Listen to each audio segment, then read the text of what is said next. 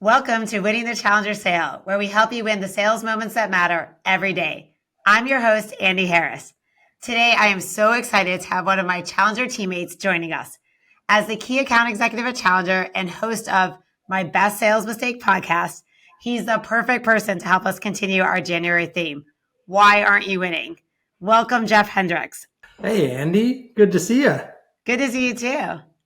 Why aren't we winning? Well, there's probably more than one reason, so we may need to spend a little bit of time there. But I think speaking of winning, we did win, or at least you won very recently. How did you enjoy that national championship game? I was like, I really just want to talk about Michigan football on this podcast, but we do need to talk about sales. It was incredible. I think there's actually a lot to be learned from the Michigan team. So team 144, really around culture, teamwork, a lot of things that we could actually apply to sales. But I know this is not about a Michigan football podcast, but I am excited to have you, Geoff, here because you are one of my favorite people to talk about sales with, as well as football. But I am also excited because I realize this is your third appearance, and being a huge Saturday Night Live fan, I could virtually give you an SNL jacket. You are like the Steve Martin of my podcast. So it's so exciting to have you here. And yes, we will definitely talk Michigan football, but I feel like I will get yelled at by our marketing team if I only talk about football. But winning is very relevant today. I definitely feel like a winner. Fair enough. And I definitely need to sharpen my banjo skills if I'm going to be compared to Steve Martin. But I'll take the three-time I know yes. your jokes are pretty good, though. I think you're good on the joke side. Fair enough. I'll take it, and I'll definitely take any sort of swag that is coming my way. I think We're working on it. I'll see what I can do. I'll have my people get in touch with your people. I love it. I love it. I mean, I think what's really interesting is like if I think back to like what I've been hearing over Q4 and to start out the year. I mean, I'm hearing a lot of really typical things like, hey, the sale, our seller skill level isn't where it needs to be. They're not asking the right questions. They aren't tailoring their demos. I can't tell you how often I hear that in like the SaaS space. We're losing deals we should win. But, one thing has really stood out to me that's different from other economic situations, other quarters, and that's that I'm talking to a lot of sales leaders that have a new problem that they were, able to address previously. And this really came in a conversation with an SVP of sales.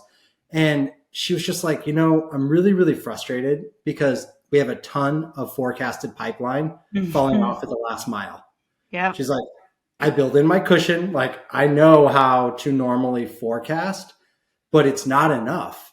And then when I'm turning around and engaging with, my ELT, when I'm talking to, their PE backed company, when I'm talking to the board, the PE team, we are still nervous in that last week or two of the quarter.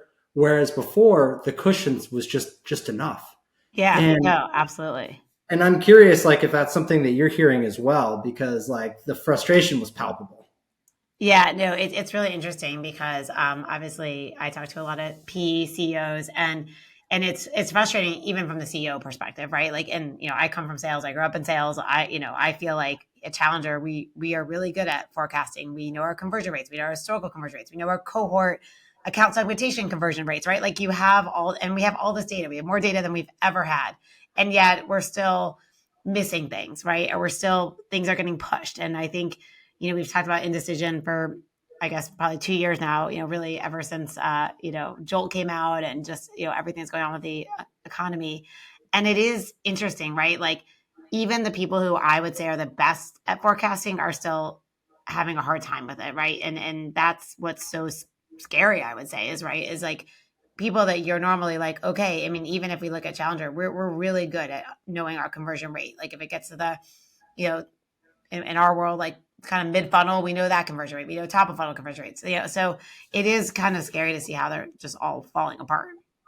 And like previously at an aggregate level, you're like, yeah, okay, like I can at least just take, my win rates. And worst case scenario, I at least have a pretty good range. Right.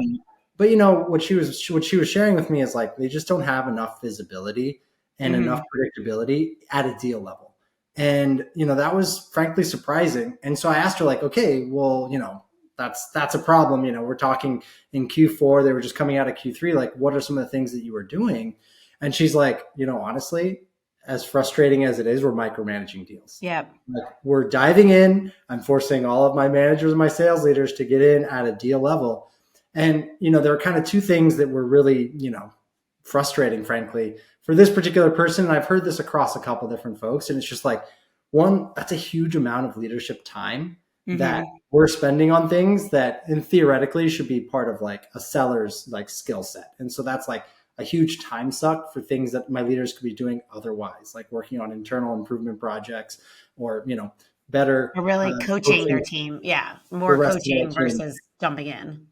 And the other downfall is just that like she felt like it was making them very transactional.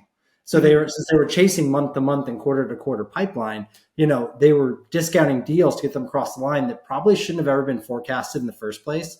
But they felt like they were stuck. And so they had to figure out a way to get deals that, weren't ideal across the line. And I think it's really interesting. And so those are some of the key things that I think that, maybe a year ago or definitely 2 years ago were not super top of mind. That is something that I'm just hearing pick up steam more and more recently. Yeah, no, I totally agree. And, one of the things that we've done obviously at Challenger is we've created a Salesforce app that integrates within, so it essentially puts Challenger methodology within the Salesforce app. And I think knowing who your mobilizers are, right, is such a key piece of this. And I even saw that with us for our Q4, like really saying like pressure testing that mobilizer, right? Is that a talker, a blocker, or a mobilizer? Is that someone really going to help you drive this across the finish line? And I think that has been something that's, and I know people are like adding more CRM fields. How many more CRM fields can you add, right? Like, but I think there are some things that maybe it's not even adding more CRM fields, but it's actually like using them wisely so that you really understand like what's happening. And I think, really the other piece of it is just holding your managers truly accountable for those fields. I think we all get a little bit lazy, like, oh yeah, they didn't fill out, the band or the whatever, whatever methodology you're using. But I think it's more critical than ever to truly hold people accountable on some of those things without your point of micromanaging, which is tough, right? No one wants to be a micromanager.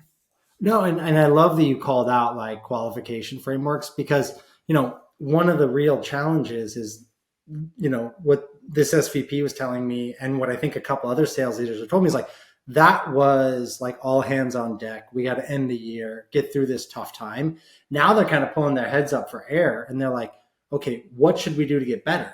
And I asked her, I was like, okay, so what are your peers recommending? And they're like, well, they're kind of recommending I just do like a qualification framework, like I do a BANT or a medic or a med pick.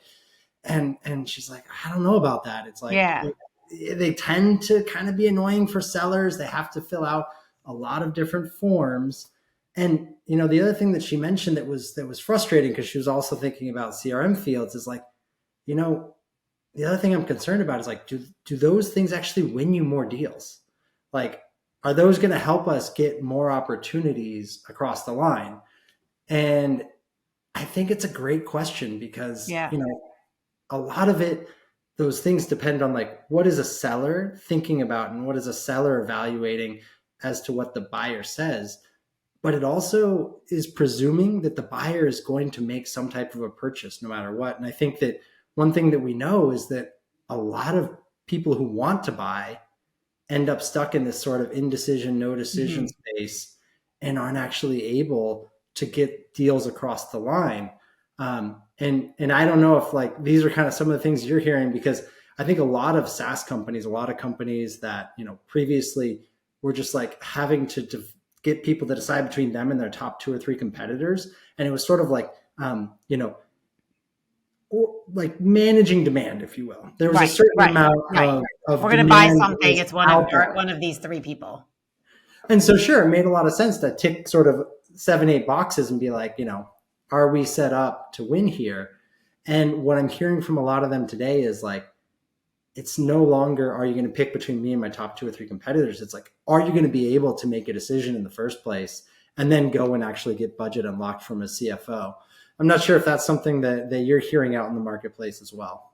Yeah, I mean, absolutely. I think there's a couple things at play, right? I mean, I think there is like this issue of, obviously we know this indecision piece, but I think it's also just this psychology of it, right? The fear, we talk about this, the FOMO, fear of messing up, right? This if I make this decision and I do, really push, like, so I'm a mobilizer, I'm really pushing to get this thing done.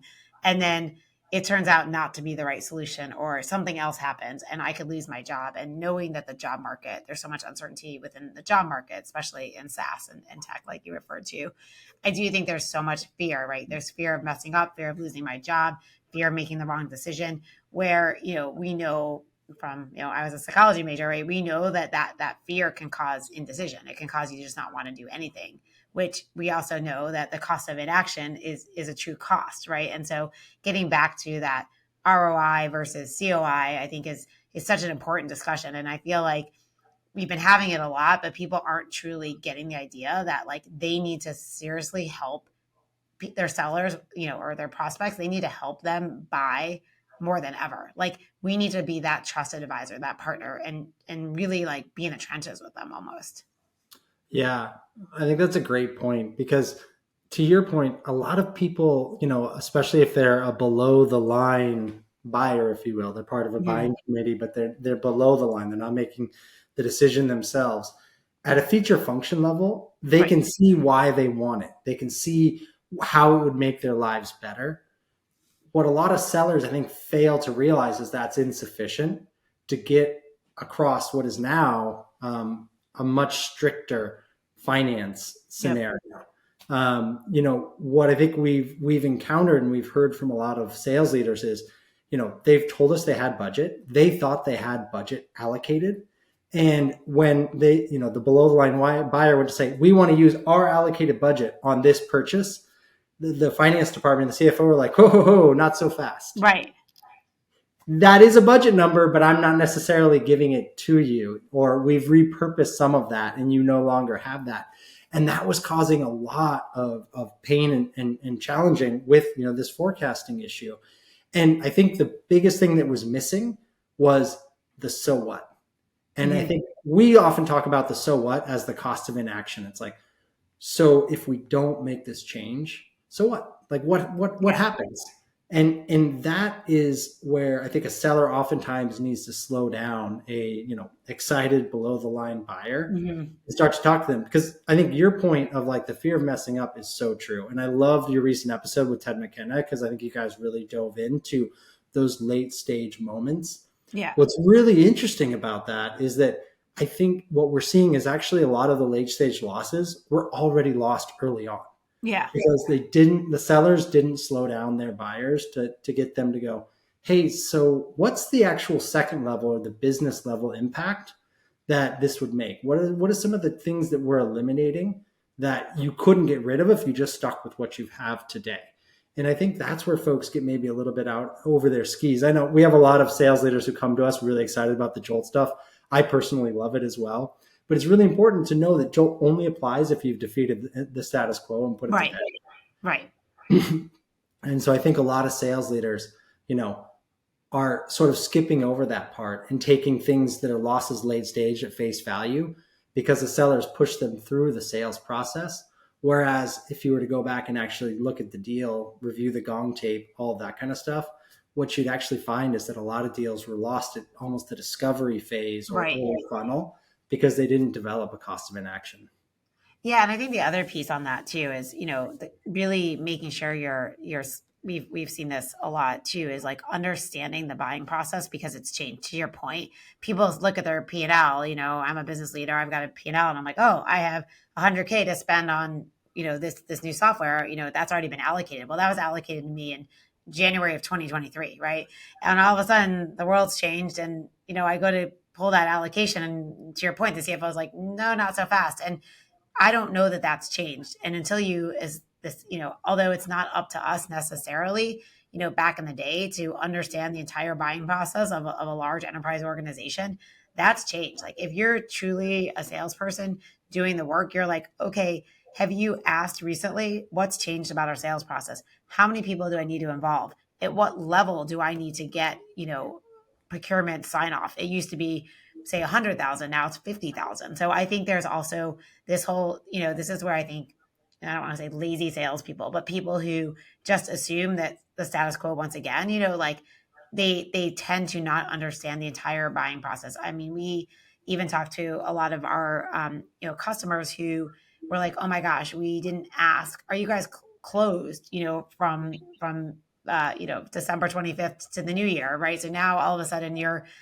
deadline has changed. And I know, Geoff, you've talked a lot on our podcast around, we have sales deadlines.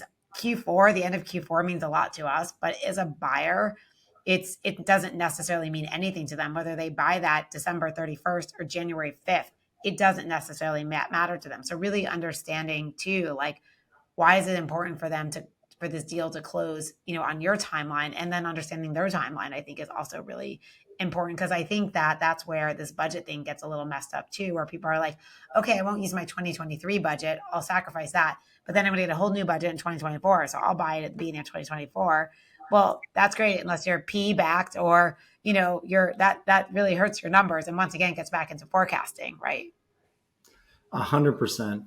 And I think, your point of understanding who's working with you on this, who's your, counterpart, your buyer persona, is 100% important in that sense, because, only certain people within an organization have the credibility to get folks to take meetings with external vendors. What we hear a lot of times is like, we need to multi-thread. Yep. And that's 100% true. Like, we need to have multiple people involved, but we also need to have, the right stakeholders and the right people to be the folks that we're multi-threading with. Mm-hmm. And there's only a few folks within an organization that can bring those people, that can identify those people, and that can understand the internal dynamics of the politics, and, who's competing for which budget, or which initiatives are sort of being stack ranked, if you will. We call those people mobilizers. And what we found is that when a rep correctly identifies and works with a mobilizer, they're 31% more likely to be a high performer. There's a reason. It's because the rep can only do so much selling. These decisions are being made by committee today. And so that's why the cost of inaction, or the so what, as I like to call it, matters so much, because you've got to set that, counterpart, hopefully that mobilizer, up with a so what that a group can coalesce around. Right. That can move you up that stack ranking of, hey, there are 5 initiatives and there's essentially budgeting for 3. You don't want to be in the position number 4. You don't want number 4. You don't want to be left out of the college football playoff. You don't I was going to say, And so I won't be mean to Georgia because, Shannon. Yeah, I mean, boy, that's a rough one for sure. But I think that's what we see a lot of times, is that, reps are either skipping over like early on and kind of skipping the so what, and not taking it to, the impact. And it's important to call out, the impact is not an ROI. Like, right. ROI is future state. Like, if CFOs even believe ROI, and this is where I think some of the Jolt stuff is so fantastic, is because, to your point, you called out FOMO, that fear of messing up. And it's because, we may not believe that we're capable internally of managing to achieve that ROI. It's our own dysfunction. It's us, right, not you, right. And that doesn't do the rep any good. And so if we're able to get a group to agree that, there's a problem that's not going to get better unless we do something about it, you're much more likely to get a group to make a decision that, yes, this is a problem we need to solve, and this is a problem worth allocating budget to. And at the same time, in those early moments, as you're building that so what, you're measuring and you're determining if your counterpart is the right counterpart based on whether or not they're taking actions that tell you that this is more likely to close a deal. This is more likely to, they're bringing in the right people. They're taking the steps to make this, seem like we're building consensus towards a problem.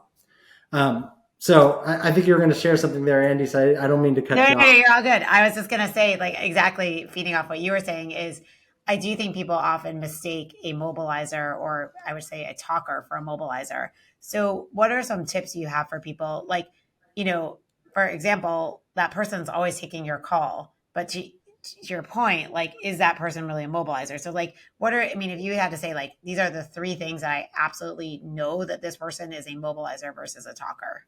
Yeah, I think this is something that I made. This is a mistake I made repeatedly early on in my career, and I'm certainly not going to say that I'm completely. You completely. I mean, I think none of us, right? We all like that person that actually doesn't ghost us, right? You know, in this day and age, and for someone to actually even acknowledge you, it feels kind of nice, right? But Yeah, but I do think it's important, and I know you obviously on your podcast talk about mistakes you've made, and I think we've all made that mistake, right? Of, happy ears, or we'll call it whatever you want, right?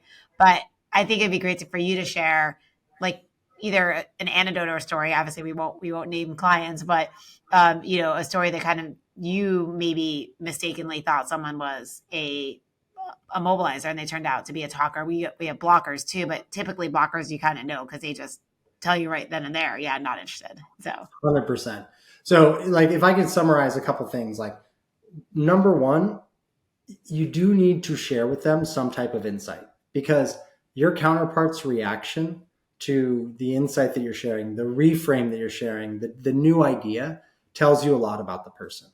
If they accept it 100% at face value, or they reject it outright, the kind of the two extremes, those are both pretty solid red flags, because it's either they're not thinking about it and pressure testing it, which is right, that they just straight accept it, and that's a pretty good red flag that you're potentially talking to a talker, or they don't accept it, which means they're maybe not so open to thinking about the status quo differently, which might be highlighting some type of a blocker personality.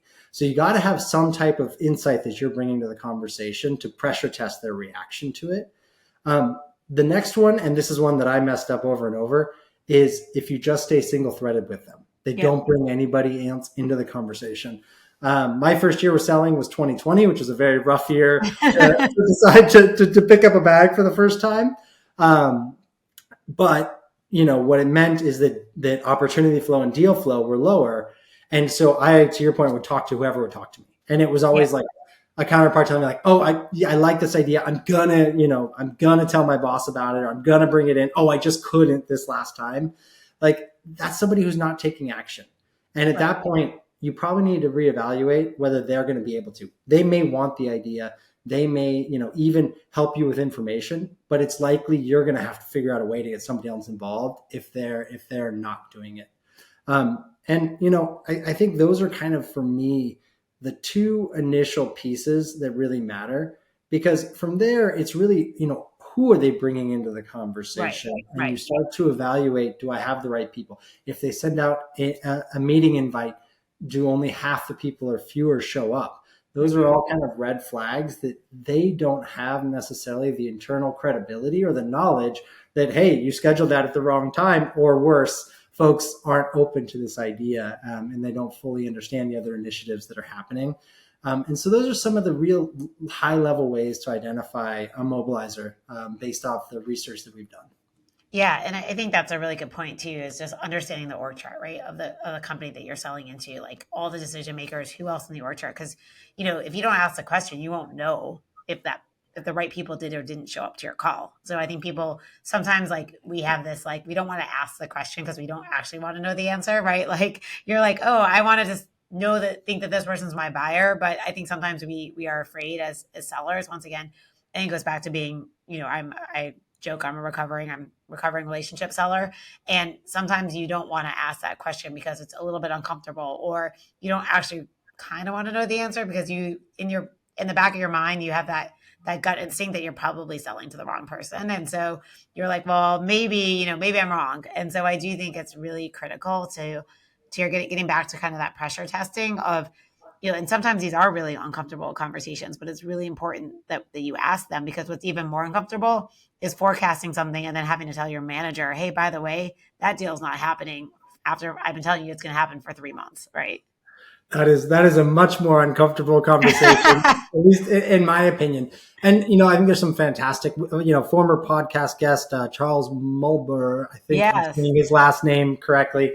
He's got some great humbling disclaimers that he's called out, and that frankly I've used, where it's like, look, this potentially could be a little bit of an awkward conversation, but just to get us on the same page, I feel like I need to ask it.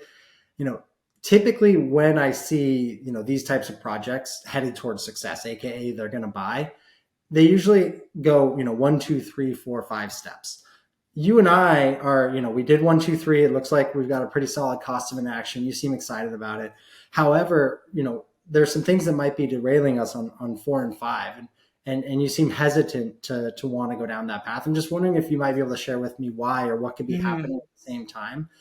And I think, oftentimes that can be really disarming for people to kind of go, oh, I can tell the seller, like, this isn't going to happen, or there are these other roadblocks in the way that, I would need help figuring out. But they feel like they don't want to share those because they're worried about being objection handled. If you Right. like Right. being told, well, we could just do this. And as a seller, I think it's really important to there. You really do need to dial up the empathy. And this is where I think Yeah. a lot of the Joel content has taught us quite a bit of being like, hey, there are some really common concerns. And I have some mechanisms to oftentimes address those, but I really need to understand what those are. And if I can help you with them. And if I can't, that's okay too. But at least at that point, you start to get as close to a real answer, as close to an honest answer as you possibly can.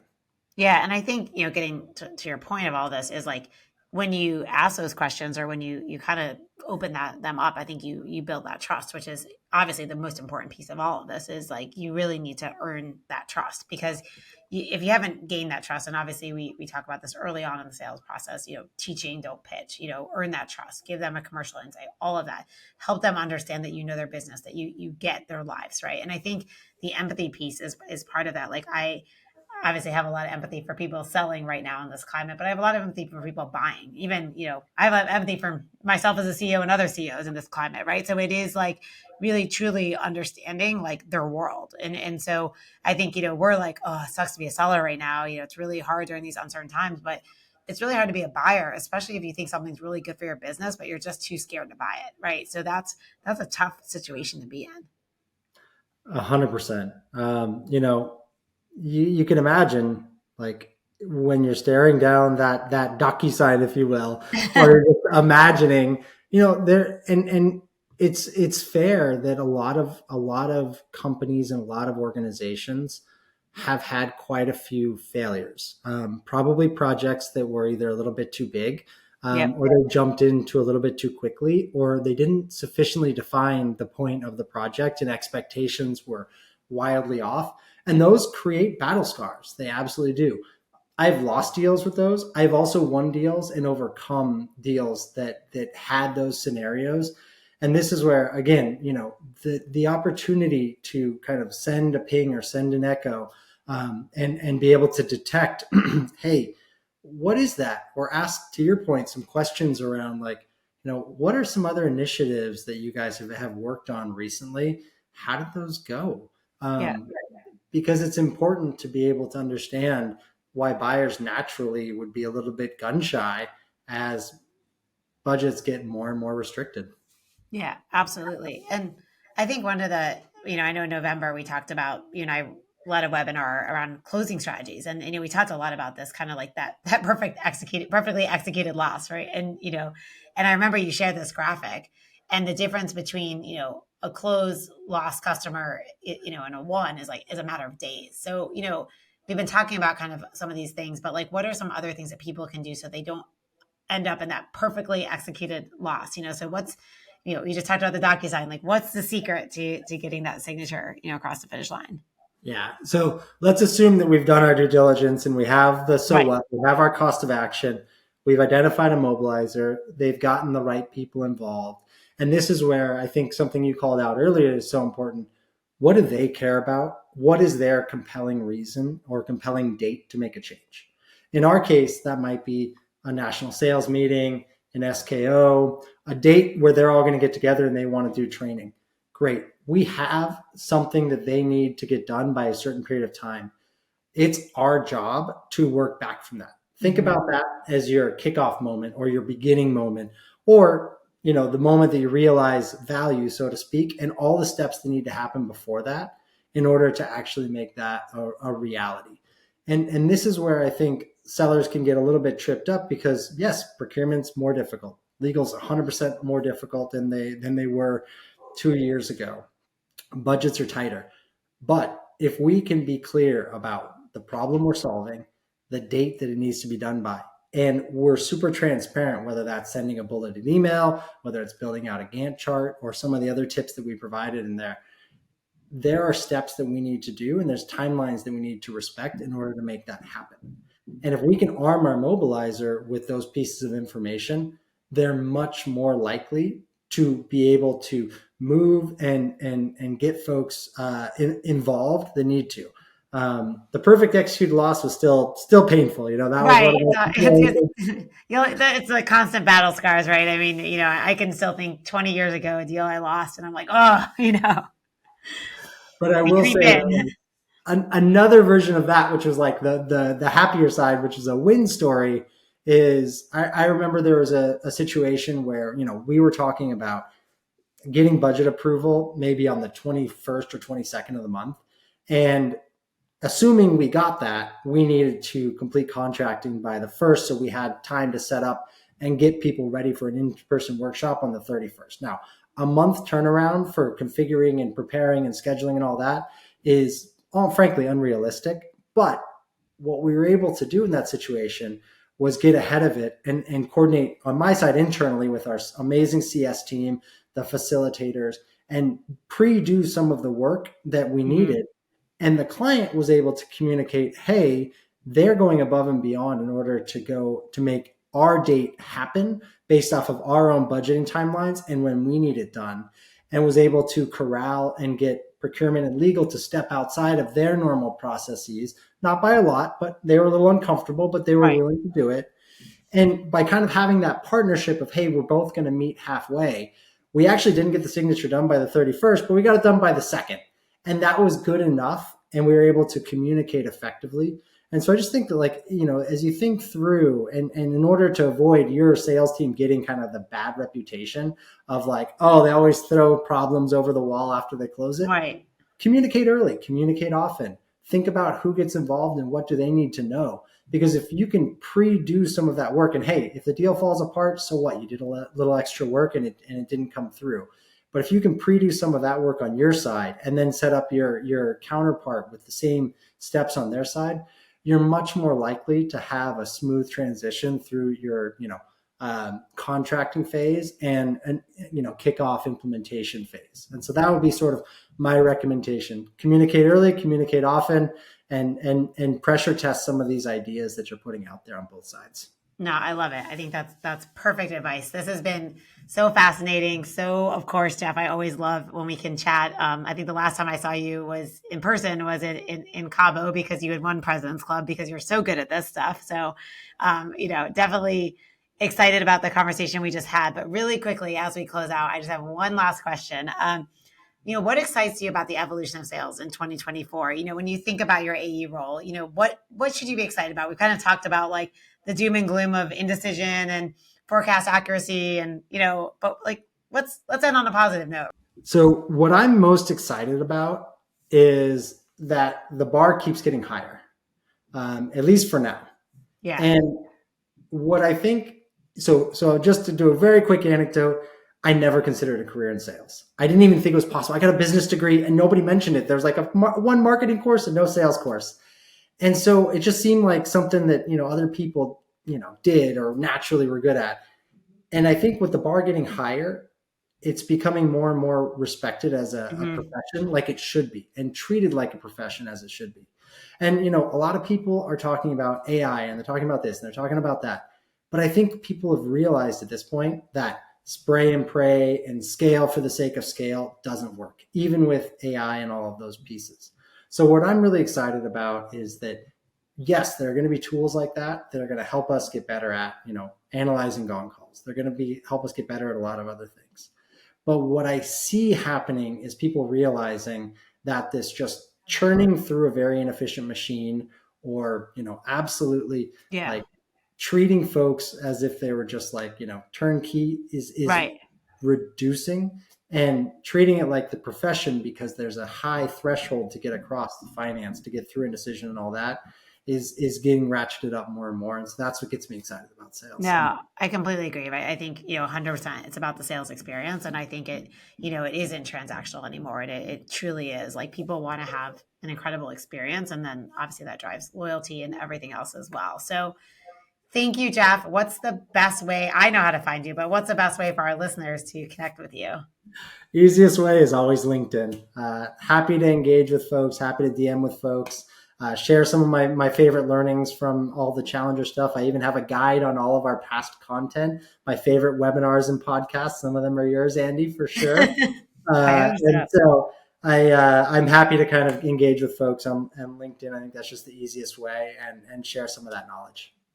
Well, Geoff, thank you. This was awesome. It wasn't as fun as talking about Michigan football, but pretty close to it, so I'll take it. And to all of our listeners, make sure to follow the show on your favorite podcast platform.